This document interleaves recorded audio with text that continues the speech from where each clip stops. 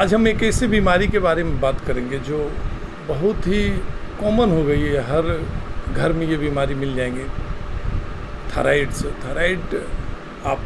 Thyroid के नाम से, बीमारी के नाम से आप अवगत होंगे, लेकिन वो होता क्यों है, उसके लक्षण क्या है, अगर हमें है तो उसको क्या करना चाहिए, क्या हमें अर्लियर स्टेज में डॉक्टर के पास जाना चाहिए या नहीं,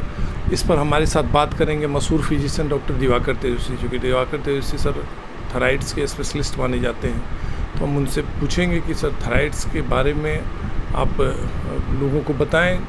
जागरूक करें, जिससे कि वो अर्लियर केस में दिखा पाएँ। सर, थायराइड्स को लेकर के जो चर्चाएं हैं कि उसको अगर हो गया तो क्या करना चाहिए, किस तरह से क्या हो, उसके बारे में थोड़ा सा प्रकाश डालिए। जी, थायराइड एक एंडोक्राइन ग्लैंड है जो गले में रहता है, बटरफ्लाई शेप का रहता है। थायराइड ग्लैंड जो है वो ब्रेन के सेल से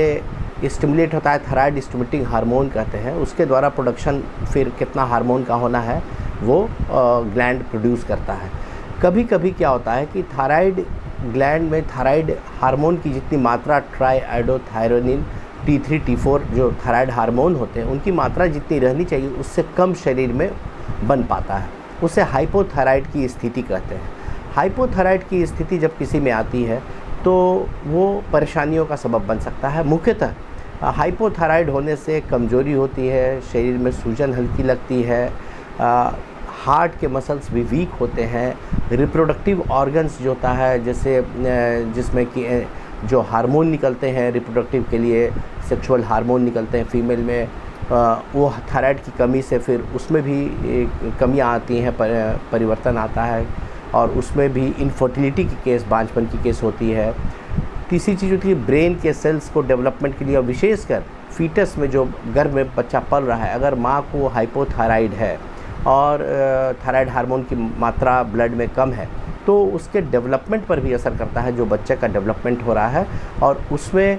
जो बच्चा होता है उसमें थोड़ा मंद बुद्धि बच्चे होने की संभावनाएं बढ़ जाती हैं। तो इसलिए थायराइड बहुत इम्पॉर्टेंट हार्मोन है जो कि ब्लड के अंदर कार्य करते हुए बहुत सारे मेटाबॉलिक एक्टिविटी को, इस सबको रेगुलेट करता है। कभी कभी थायराइड हार्मोन की मात्रा शरीर में बढ़ जाती है, जिसे हाइपरथायराइड कहते हैं। जब वो हार्मोन की मात्रा बढ़ जाती है तो बेसल मेटाबॉलिक रेट या मेटाबॉलिक एक्टिविटी ज़्यादा हो जाती है, और कभी कभी हार्ट का जो धड़कने का दर है वो भी बढ़ जाता है, जिसे पल्पिटेशन कहते हैं। तो हाइपरथायराइड में जब मेटाबॉलिक एक्टिविटी बढ़ती है तो उपापचय बढ़ता है, जिससे कि कैटाबॉलिज्म बढ़ता है, जिससे कि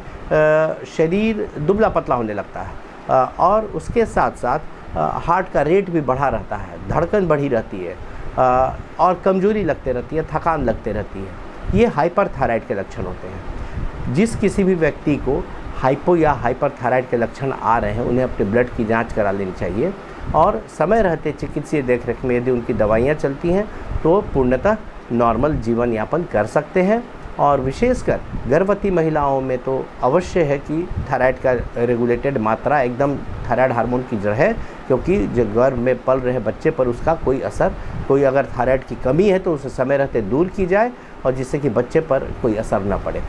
सर, एक क्वेश्चन है कि जिनको थायराइड्स रहता है वो कहते हैं कि डायबिटीज़ हमें नहीं होगा, लेकिन बहुत ऐसे लोग हैं जिसको थायराइड से उसको डायबिटीज़ भी होता है, उस पर थोड़ी सी। जिनको थायराइड है उनको डायबिटीज़ होने की संभावनाएं भी ज़्यादा रहती हैं, या डायबिटीज़ वाले को भी जब एक बार इंसुलिन भी एक हार्मोन है उसकी गड़बड़ियाँ आती है तो दूसरे हार्मोनल एक्टिविटी पर भी वो असर करता है। तो जो जिन्हें एक बार समस्या आ चुकी है उन्हें यह समस्या ऐसा नहीं है कि ये बीमारी होगी तो ये बीमारी नहीं होगी, दोनों बीमारियां साथ साथ हो सकती हैं। और विशेषकर जिसे डायबिटीज़ है उसमें हाइपोथायराइड होता है तो उसका जो कुप्रभाव है वो और ज़्यादा दिखने को मिलता है। आपने सुना डॉक्टर साहब ने बताया कि किस तरह से थायराइड से, तो उसको अनकेयर ना करें, अर्लियर स्टेज है तो ज़रूर से दिखाएं, डॉक्टर से मिलें, जांच कराएं, और पता चले तो जो लाइफ स्टाइल से मॉडिफिकेशन है उसको चेंज करके अपने थायराइड्स को कम करें। इसलिए थायराइड्स को कभी भी हल्के में ना लें, ज़रूर डॉक्टर से मिलें, अपने नज़दीकी डॉक्टर से संपर्क करें, और जो अपनी लाइफ स्टाइल उसमें सुधार ला करके थायराइड्स को कम करने की कोशिश करें। चलिए फिर हम बात करेंगे दूसरे सेगमेंट्स के लिए, तब तक आप देखते रहिए हमारा आस्था फाउंडेशन का चैनल।